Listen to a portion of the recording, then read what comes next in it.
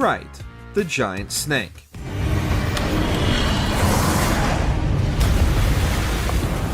While hunting down the lizard, Bayek embarks on a hallucinatory journey to kill a giant snake with a golden bow of light. This is all a very accurate interpretation of the myth of Apep and Ra in Egyptian mythology.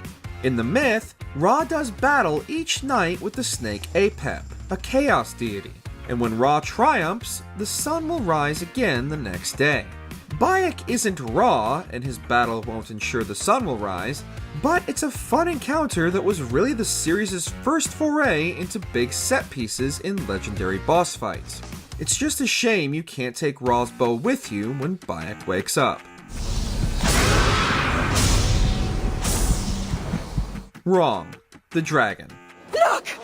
There's a filthy day now! Why don't we ask? Predictably, with the release of Assassin's Creed Valhalla, Ubisoft also released a quest following the story of Beowulf. But it was DLC available through the Season Pass, of course. In the quest, Eivor will be asked by the nun Wolfhilda to help solve some violent murders. Eivor finds out that a man called Grendel is the perpetrator, and kills him and then his mother, hiding in an underground cavern. However, the poem doesn't end there, as Beowulf then goes on to fight a dragon, dying in the process. But not only were the fights with Grendel and his mother simple mini-bosses, the dragon was gone entirely, making this entire quest very underwhelming. Surely Ubisoft could have explained the dragon as another Isu experiment gone awry and let you fight it. Leave my name out of your tale. It is nothing to be remembered for. Right, Spring-Heeled Jack. I'm skeptical myself. Here we are. You may have played the Spring-Heeled Jack side mission in Syndicate and thought that it was too ridiculous to have ever happened, or perhaps that it was a strange interpretation of Jack the Ripper. But that's not the case. Spring-Heeled Jack was a real urban myth who terrorized the UK for decades in the 19th century. He wasn't just sighted in London either, but across the whole country, leaping over rooftops and staring into people's bedroom windows at night. In Syndicate, Jack is explained as the creation of a strange secret club using costumes and stagecraft, though in real life, the perpetrators were never found, if they existed at all.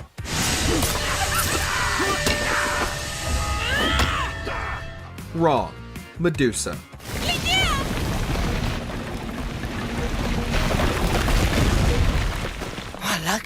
The boss fight against Medusa is easily one of the greatest moments in the whole franchise. It's a well-designed quest and combat encounter that will test even the most high-leveled players. However, it's not the most faithful to Greek myth. In the mythology, Perseus is able to defeat Medusa with a godly arsenal, most importantly, a mirrored shield given to him by Athena, which allows him to use Medusa's petrifying gaze against her. This would have certainly been an interesting combat mechanic if you had a mirrored shield to reflect attacks back at her, as opposed to the usual boss fight fare. Right, the Minotaur.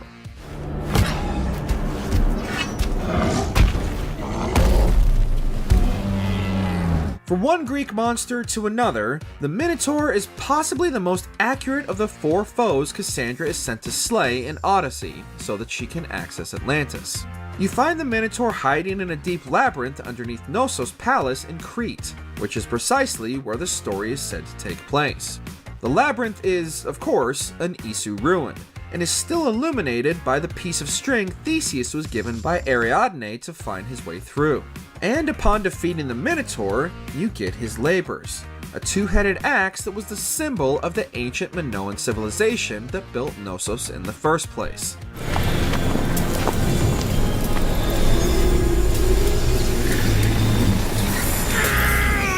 Wrong. Crystal Skulls. This is Mr. Jack Rackham, somewhere in the world at this moment. Though they had a lot of people fooled for a long time, we know today that every single crystal skull ever produced is a fake. But that's not exactly what we're talking about. The real issue is that the legend of the crystal skulls being so prevalent in Black Flag is a little anachronistic, since stories of crystal skulls and those notorious fakes didn't exist at all until the 19th century, over 100 years after the events of the game. The skulls are iconic, yes, but this could be seen as a missed opportunity for Ubisoft to dig into genuine Central American culture and mythology, since crystal skulls don't factor into Maya or Aztec myths whatsoever. Other Isu artifacts are firmly rooted in myth and religion, so why not those? Oh, such ambition. Right, the Ark of the Covenant. There! That must be the Ark. The Ark? Like the Crystal Skulls, the Ark of the Covenant is also arguably best known today for being the MacGuffin in Indiana Jones and the Raiders of the Lost Ark. But it's a key part of Hebrew theology, the sacred, golden box the Israelites used to transport the original Ten Commandments. If the Ark ever existed, it's now lost, but it was supposedly last kept in Solomon's Temple. Today, the ruins of the first temple are in Temple Mount Jerusalem, the birthplace of the real-life Knights Templar. At the beginning of the first game, Altair finds the Ark exactly where he expects, being excavated by the Templars in what remains of Solomon's Temple, though here it contains an Apple of Eden. Wrong. The Daughters of Lerion. Are you here for blood? Like all of those wretched others? Speak! Not for yours, unless you tempt me. It was very interesting to see this old myth of a pagan British king recreated here. The story of Lear is much older than the various Elizabethan plays. Shakespeare's wasn't the first, but the plays are possibly more true to the legend than Valhalla. The main issue is that in Valhalla, you fight all three of Lear's daughters, who want revenge for their father's execution. But in the legend, Lear is actually betrayed by two of them, Regin and Goneril. Only Cordelia remains loyal to him, though the tragedy of the story is that Lear believes the opposite and punishes her. So it would arguably make more sense in the game if you only fight Cordelia, as opposed to all three. Right, the Asgard sequence. Is the wolf nearby? Yes, but he's grown. There's a long questline in Valhalla that sees Eivor drink various potions to travel through Dream to the various realms of Norse mythology, namely Asgard and Jotunheim. The stories detail the downfall of the Aesir and the events leading up to Ragnarok, and how Odin's fear of the prophecy involving Loki's son Fenrir ultimately brings that prophecy to pass.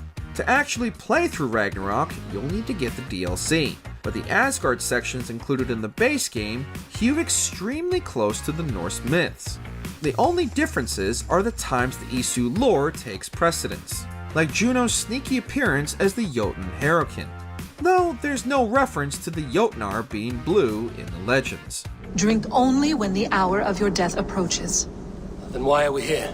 When Ragnarok has come and gone, this place will remain. Remain and remember. Before we begin, we publish new content all week long, so be sure to subscribe and ring the bell to get notified about our latest videos. Wrong. Juno and Aita. But these were small and simple things. To replicate them on a scale the size of a world, we lack the energy to make it so. The closest thing we've ever had to a primary antagonist in Assassin's Creed, Juno is the Roman equivalent of the Greek goddess Hera. In myth, Juno is the wife of Jupiter, or Zeus, and also, of course, his sister. But in Assassin's Creed, Juno is devoted to her husband Aita.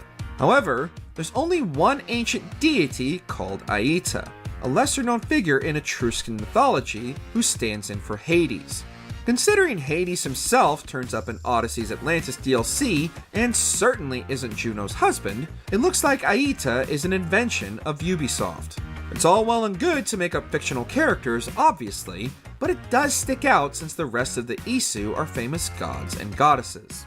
Beloved, I will not fail you again. Let us know in the comments if you like Assassin's Creed's forays into mythology, or if you wish Ubisoft would ditch it. Check out these other great clips from MojoPlays, and be sure to subscribe and ring the bell to get notified about our latest videos.